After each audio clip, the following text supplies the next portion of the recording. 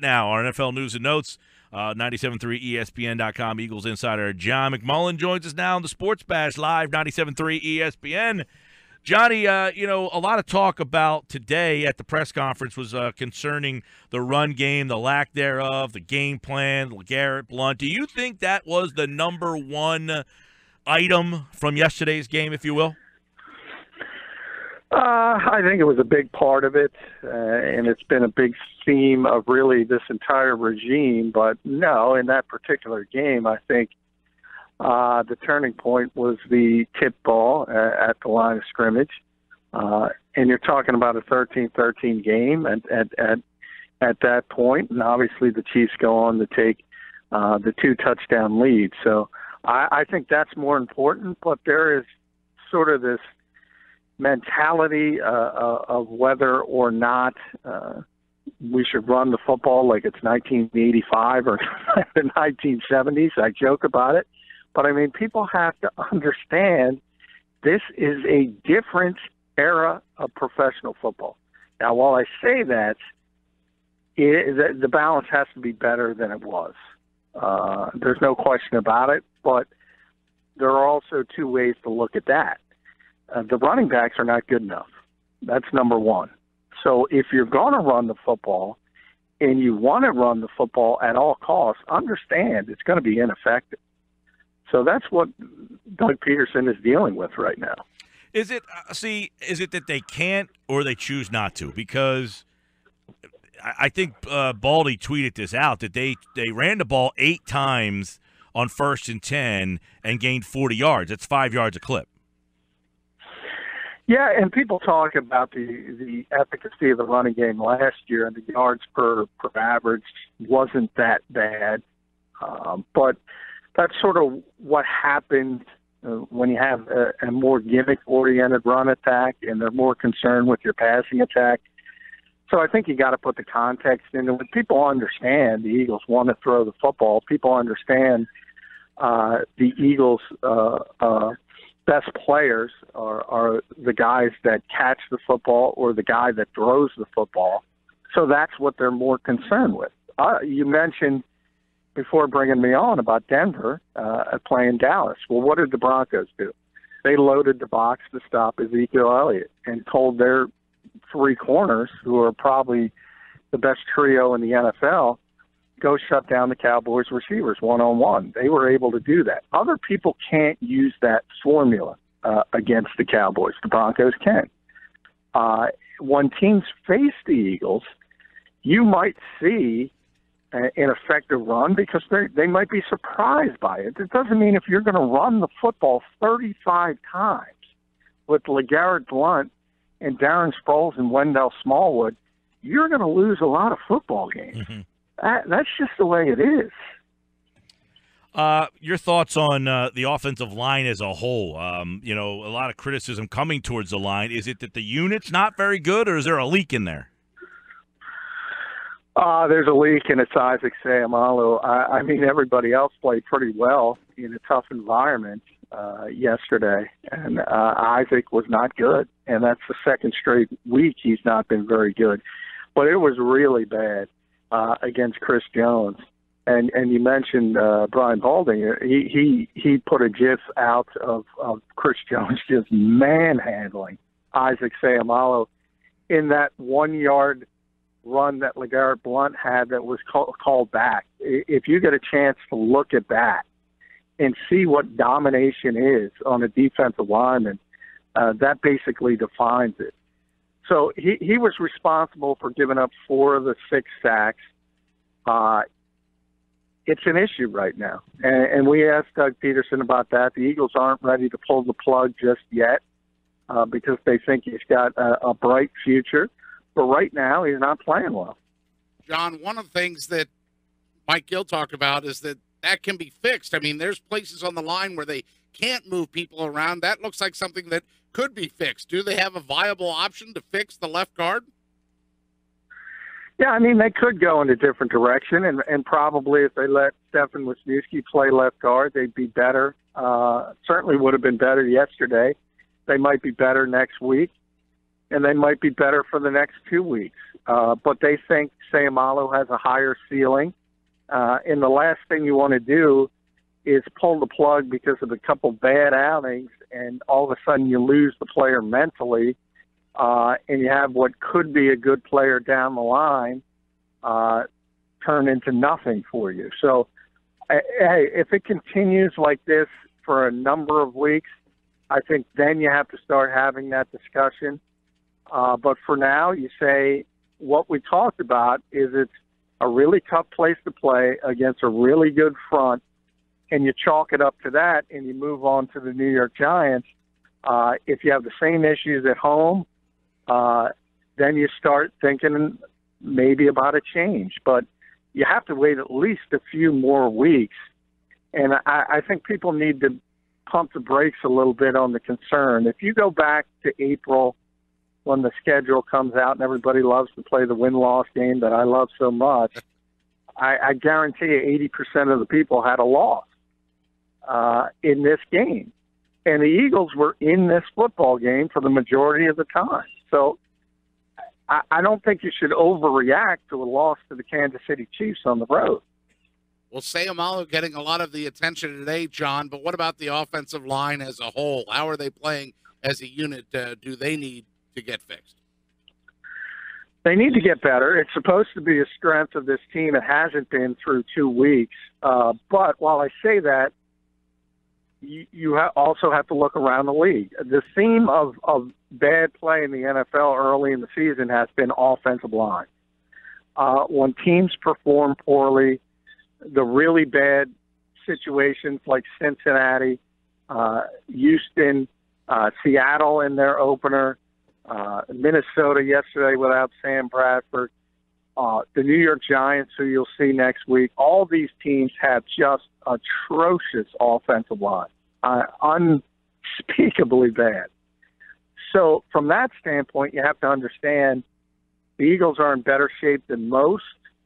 However, what you were expecting to be in better shape than maybe four or five other teams, it hasn't been nearly as good as expected. So it needs to get better.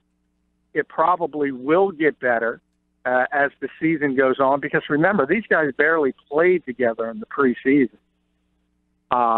So I think as they get more comfortable, as they get more chemistry together, it'll start to get better.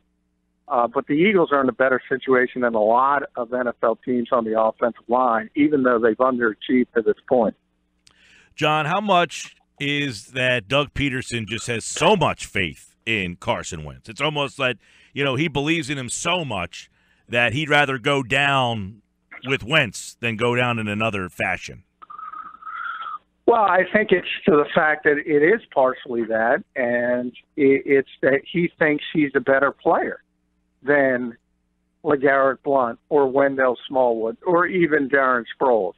And when it comes down to it, he would rather have the football in his hands with him trying to make a play than those guys trying to make a play. And by the way, I don't necessarily disagree with that.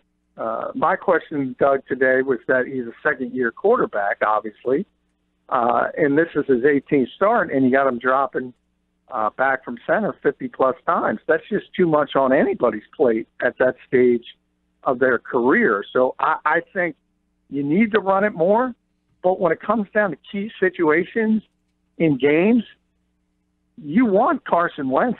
Obviously, he's the quarterback. He's going to get the football, but you want him responsible for making the plays because he's ultimately going to be your best player.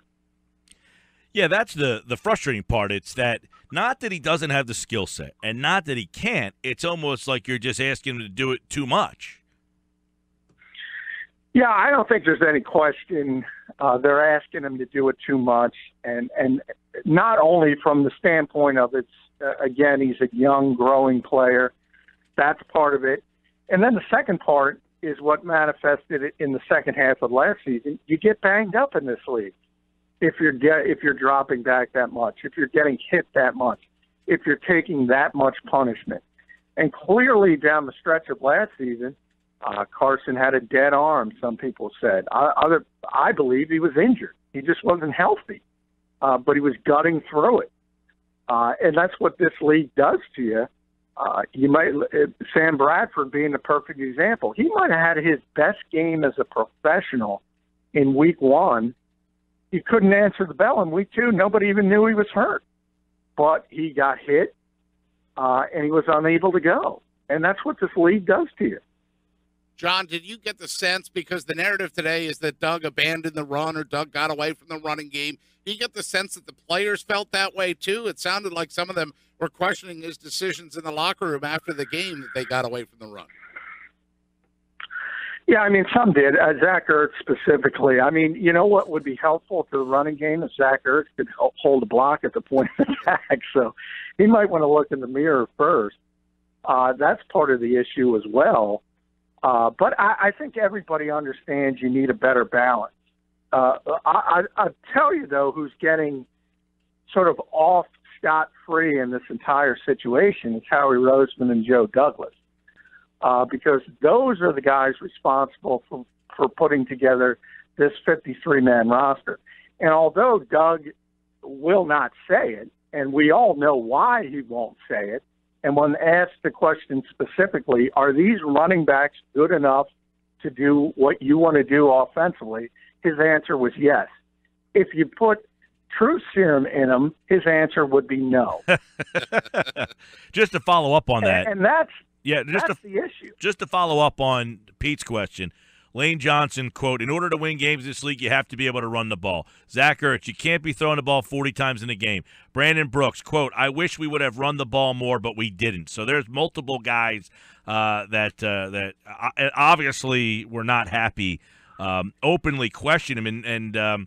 I thought Reuben Frank over at CSN Philly really mapped out how the run game, that they virtually just got away from it, not because they couldn't run it, because they just chose not to. I mean, 3 runs on the first drive, 12 yards, 6 yards, 3 runs on the second drive, -2, 2, and -3. Then 1 run on the third drive for 6 yards, 1 run on the fourth drive for 11 yards, 1 run on the fifth drive for 3 yards, 2 runs on the sixth drive for 8 and 3, then another run on the seventh drive for 5, and then a run on the eighth drive for 2, and then they didn't run the ball the rest of the game. So they were able to run. They chose not to.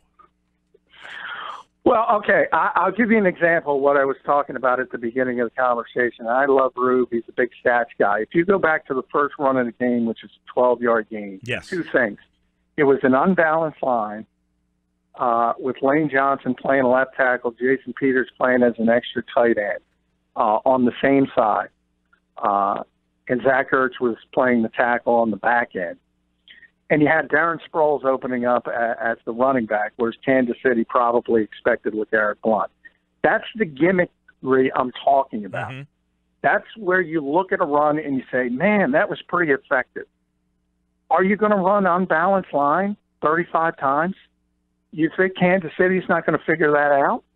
From that point forward, you think Bob Sutton's not going to realize what's going on? Right. Well, that's kind of the question that you had asked was, in effect, is the personnel, are you guys too predictable when you have Blount on the field? And they tried to throw the ball with Blount on the field a couple of times just to kind of, I guess, give them a different look. Yeah, and that's part of it as well, and that's the reason Darren Sproles has to be on the field as much as he can, because he's the one running back that, despite his size, can do everything from a 3-back standpoint. He can catch the football, he can run the football, and he can also pass protect. LeGarrette can run the football okay. He's bad in pass protection. He's not a natural catching the football. Wendell can probably run it well, or at least acceptably if you have him out there for 20 plays or so. But he can't pass protect. And then all of a sudden you have the face of the franchise getting blitzed with a running back who can't pass protect.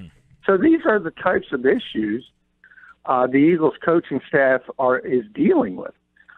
And again, it's also against a team. Kansas City was a very good defensive coordinator, as I mentioned, with Bob Sutton, and a very good front that can take advantage of some of these issues. But I think when you put black and white numbers out there and say they ran well this time, you have to look at why. And if it really means as much as you think it means, and I don't think it does, I don't think this running back group is good enough. John, do you have a problem with the fact that Doug had no conversation with LeGarrette Blount after the game at all? I mean, they're on the plane together. Couldn't they talk there? Well, I think no conversation needs to be had because actions speak louder than words. And what that told you is, hey, I don't think you're very good. That's what that says. And again, when you look at raw numbers and you say LeGarrette Blount's coming off an 18-touchdown season, and if he's good enough for the New England Patriots who won a Super Bowl, why isn't he good enough here? It seems a little bit like what's going on in Seattle. Lacey's inactive yesterday, and they essentially say, look, we signed this guy, and maybe we didn't get what we thought we were getting. Yeah, and there's a reason. Not only remember, New England had no interest in bringing LeGarrette back. Very little interest around the rest of the NFL. Yeah. He only got $1.1 million. See, I don't have a problem with I don't have a problem with Blount not getting a lot of playing time. Like, to me, that's not egregious. It's the other, like, okay, let me see Smallwood get 12 carries. I don't. That's where it's not to me that Blount wasn't getting the carry. To me, his role is it's 3rd and 1. You're inside the goal. You're on the 2. You give him the ball there. I don't need to see him chewing up the field. I don't have a problem with that, but I do kind of wonder, okay, you've drafted Smallwood, and yet you have no role for the guy at all, it seems like. Well, here's where I'll agree, and I'll compare it to last week when I talked about even though the Eagles were ineffective going downfield to Torrey Smith in week 1, I think it was helpful that they did it. Agree. Even though they were ineffective with Alshon Jeffrey on the 50-50 balls, I think it was good that they did it to put it in the mind of the defense. So that point I agree with. Sometimes you got to run the ball just to run the ball, just to temper things down, just to give the quarterback a break, just to get the offensive line settled. That part I agree with. But what I'm just trying to get through to people is it's probably not going to be all that effective. And it's certainly not going to be as effective as Carson Wentz handling the football and being asked to make plays because he's your better option to do that. All right, John McMullen, 97.3 ESPN.com. Quick look around the NFC East yesterday. What happened to Dallas in Denver? Did it just a bad day? Did Denver see something on tape the week before? What's your summary on that?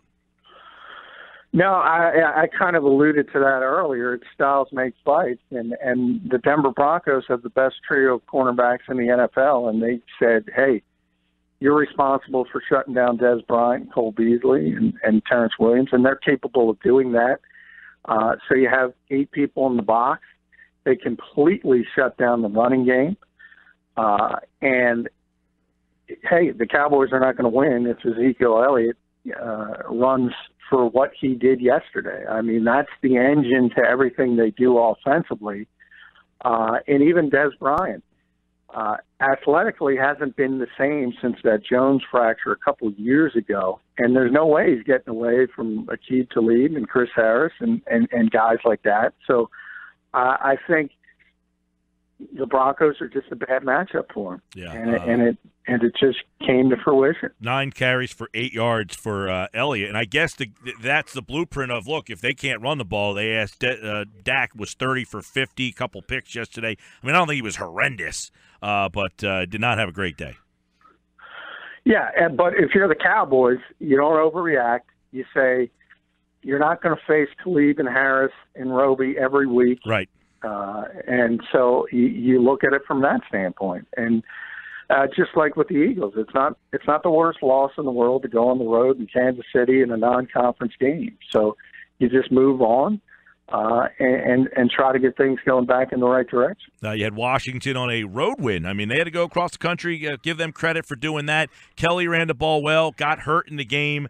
Cousins was okay. He wasn't great yesterday, but a nice win for the Redskins.